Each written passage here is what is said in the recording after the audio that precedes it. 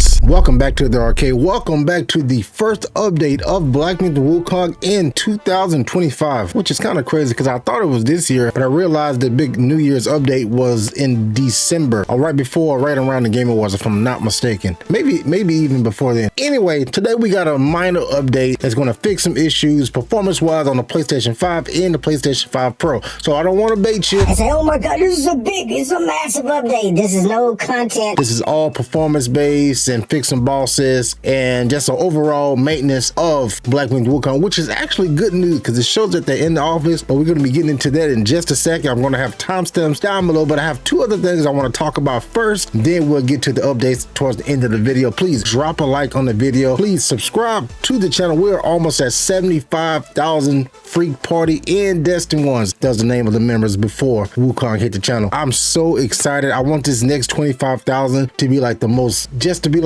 awesome community in gaming, especially with all the negativity and all the clickbaiting and all the grifting and all the hate and just toxicity in gaming right now. So I want this next 25,000 as we make our way to the celestial courts of YouTube and hit 100,000. I want us to be just like a beacon of hope that gaming can still be fun and positive, and we can actually still have a good time in 2025 playing these games. So let's get into the video. Thank y'all. Real quick, and I haven't talked about this much on the channel besides my preview. As y'all know, in a few weeks, Assassin's Creed Shadows is going to release, and I put out a poll yesterday asking how everyone was feeling about the game. And of course, I put the option about, F Ubisoft and F Assassin's Creed. And of course, that's the one that got the most votes because the toxicity and how much people hate Ubisoft, which is well deserved, is at an all-time high. You mix in all the drama and controversy with Assassin's Creed Shadows, and I get it. Trust me, I get it. But for me, I was still excited about the game because I want to play as a samurai, let alone a black samurai. I mean, look at me. Y'all been watching me for a while, so it kind of makes sense, right? But I know everyone is not excited about that, which is whatever. But what I'm asking is this, and I hadn't really been able to like get a grasp of this. In China, in particular, how are y'all feeling about Assassin's Creed Shadows? Are y'all going to play the game? Are you not interested in the game? Do you like Assassin's Creed titles? Or you're not a fan of because all the drama that's around it? Like, what's your? I'm just kind of do like a energy check because I don't plan on playing it on the channel. This is probably going to be a game I play offline, so I don't have to hear all the bullshit that's going to come with it. But if y'all are interested in it and excited about it, then I probably would do a video or two on it, but it would have to be an overwhelming response for me to have to put up with the shit that's going to come with, let alone someone that's going to be positive about it, because I played the preview and I enjoyed myself, but a lot of people was mad about that. So I'm just curious in particular, China or Korea, wherever you at, what's the vibe on this? I mean, I know what the internet is saying, but I want to know what y'all are saying. The one that's been watching me for a while too. And yeah, I just want to know. Secondly, and this is completely left field from anything like Wukong or Wuxia related, but it's video games. And as someone told me in the comments one day, it was one of the best comments I've ever got because I was stressing about making like Chinese studio games, videos and shit like that. And bro said, hey man, I'm Chinese. We like more than just Chinese-based games. It's okay, man. Just do what you do.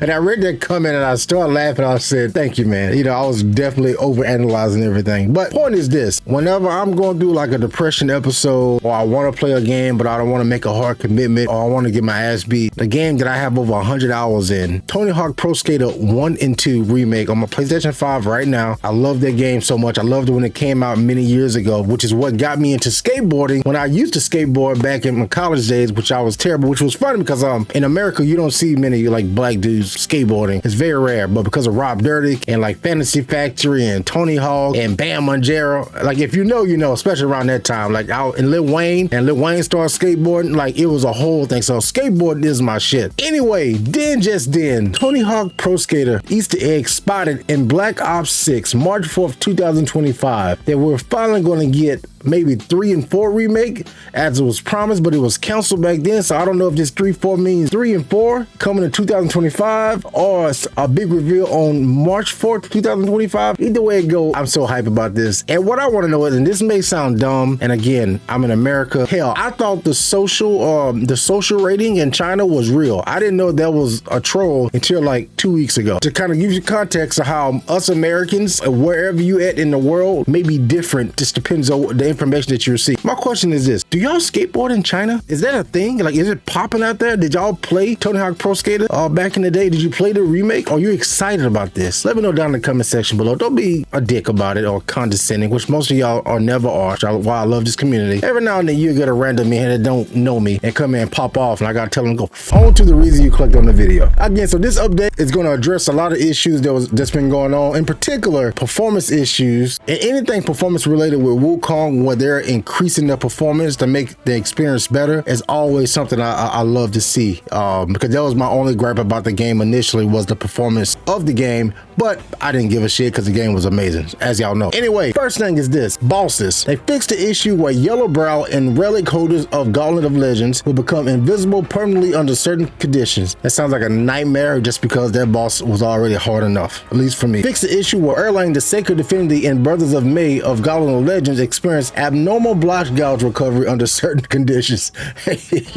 No, so if you've been getting your ass whooped in Gauntlet of Legends by Erlang, or his block meter is like forever, they fixed that for you. On to levels. Fixed an issue where the gate failed to open upon interaction after re-entering outside the forest area of Flaming Mountains under certain conditions. The protagonist, the destined one, fixed an issue where skills of the protagonist did not connect properly, adjusted triggering conditions of the Soak, Frost Enduring, Crysat, probably said that wrong, interaction. They fixed the issue where the surrounding area of the Emerald Hall and Journey's chart could not be unlocked properly. They fixed an issue where the player's current location was not displayed correctly in the Journey's chart of Mount Hugo. Fixed an issue and challenge where players were unable to modify quick items and remove red dot notifications. Corrected the incorrect seal icon for Vanquished in Gauntlet of Legends. Fixed the issue where the custom key binding for the L key was not functioning properly. So that mainly on PC there. Performance wise, which is the big one, fixed an issue where the snow terrain could not perform correctly in the New West. Introduced a new experimental super resolution sampling method,